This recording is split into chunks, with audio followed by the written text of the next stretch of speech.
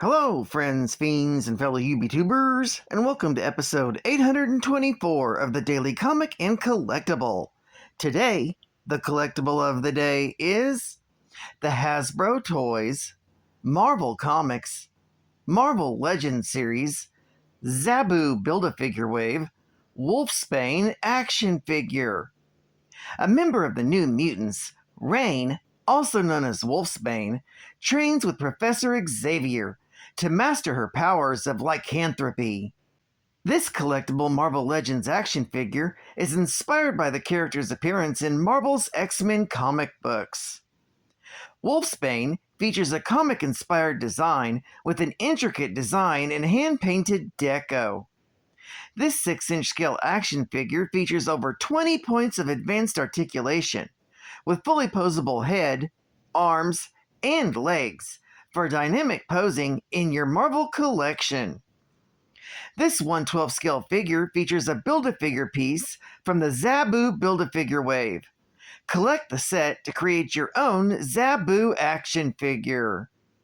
Accessories include one pair of interchangeable hands and the body of the ZABU Build-A-Figure. This figure comes in a full window display box and was released in 2024 by Hasbro Toys. Now, the comic of the day is What If?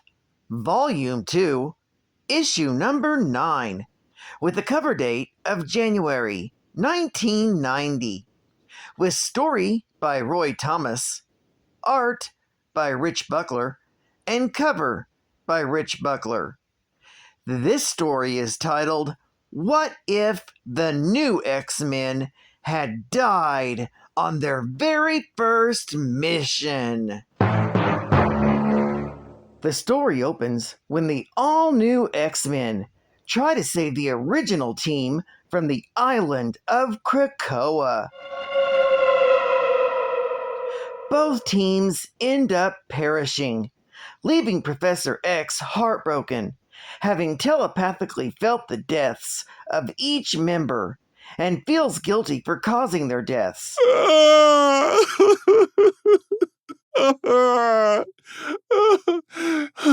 Beast, having not gone on the mission, is there caring for him.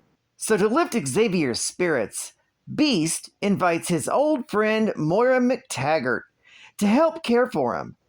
Moira takes along Rain Sinclair, a little girl who was mistreated by her foster father. In New York, Beast tells the two of them about the X-Men. However, Moira's presence seems to do little to help Xavier. Soon thereafter, Count NEFARIA holds the world hostage, and Beast can reach neither Avengers nor the Fantastic Four to help. Instead, he uses Cerebro to gather a group of mutants.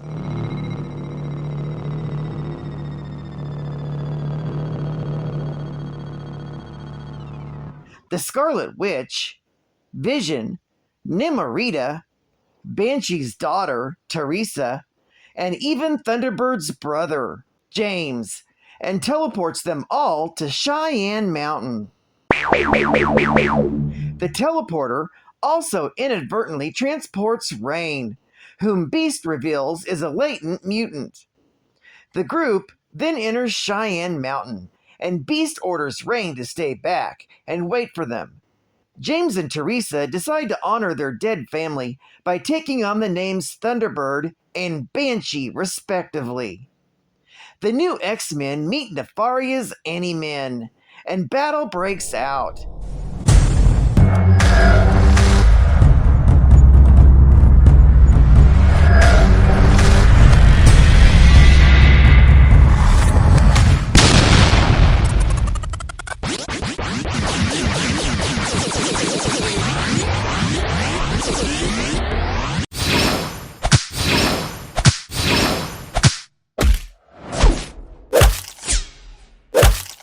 However, everything seems lost when Nefaria's Dragonfly hypnotizes them all.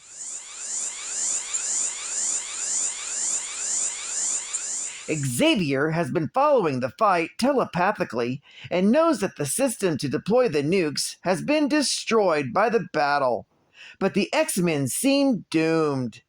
However, he contacts RAHNE and activates her latent mutation. She turns into a wolf and attacks Dragonfly, allowing the X-Men to break free and beat their foes. NEFARIA flees in a plane, and BANSHEE follows him, detonating the plane. And despite Thunderbird's fears, she survives. With the exception of Scarlet Witch and Quicksilver, the new group decides to stay together, and James apologizes to Xavier, for he now understands why his brother sacrificed himself. So a new group of X-Men is born.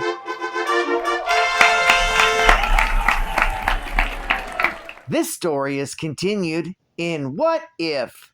Volume 2, Issue number 10. Geek Fact. This issue contains 2 extra one-page stories. The first is titled What If Black Bolt Talked in His Sleep, which causes him to level the whole city of Adelan. And the second story was What If the Thing's body kept mutating. It ends up causing him to turn into a solid rock. Bonus Geek Fact. Since Earth 616's Krakoa survived death by being captured by the Stranger, there may be a possibility that Earth 105-709's Krakoa met the same fate, and the X-Men may have survived together. But so far, that's not been confirmed. And on the X-Men tombstone shown on the cover, images of Lorna Dane and the Angel are not present.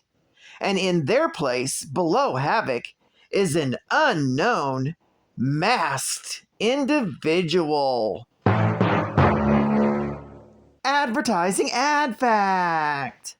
The next time you're bored, twiddle your thumbs. Pop your knuckles and fire up your fingers, because Konami's coming at you with 6 awesome new handheld video games. Oh my god! Based on your favorite arcade and home video hits. These boredom busters are packed with action. Woo! And they're portable, so you can slam dunk a basketball in the car,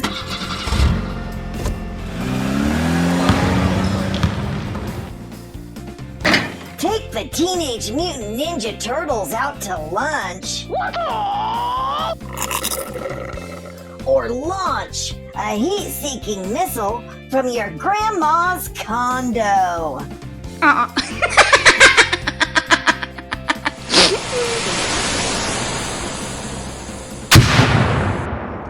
Get all 6 games today, only from Konami.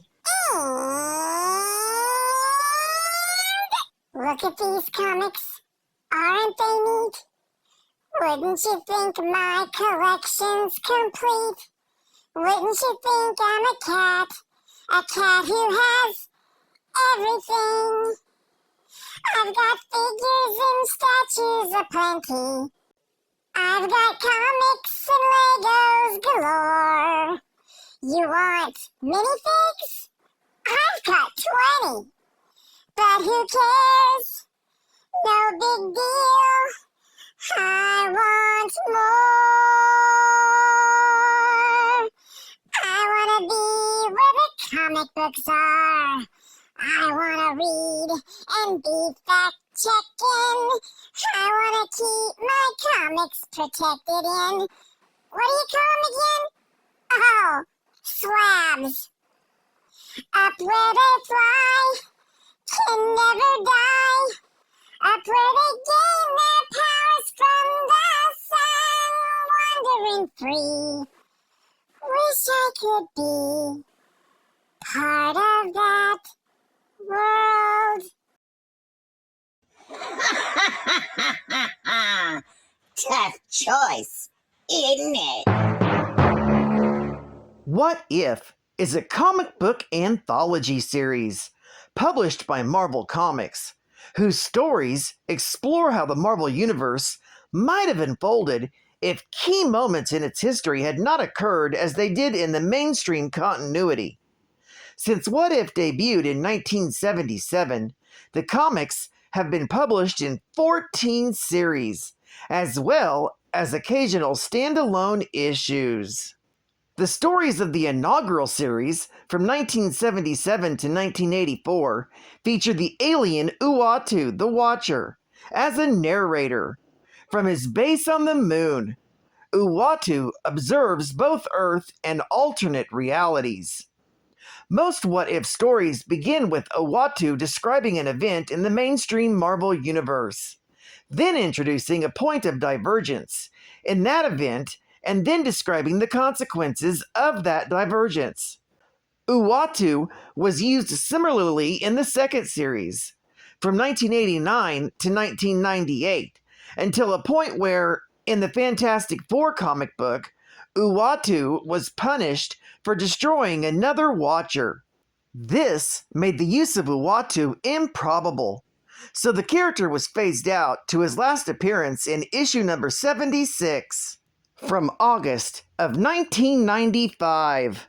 Without a framing device, the stories themselves became the focus. In later series, some writers chose to introduce alternate narrators. For example, in Volume 3, in What If Karen Page had lived, What If Jessica Jones had joined the Avengers, and in Daredevil 2005, Brian Michael Bendis, the writer himself, makes a cameo as narrator. In the early 2006 series, a hacker whose online alias is the Watcher opens each of the 6 issues. Marvel has given several What If stories official numerical designations to make them contiguous with the Marvel multiverse and differentiate them from the main Marvel universe of Earth 616. Well, I'd like to thank you for joining me for another Daily Comic and Collectible, and I hope to see you again Monday. This is Fun Comics Man, and I'll catch you on the flip. Bye-bye. Over and out.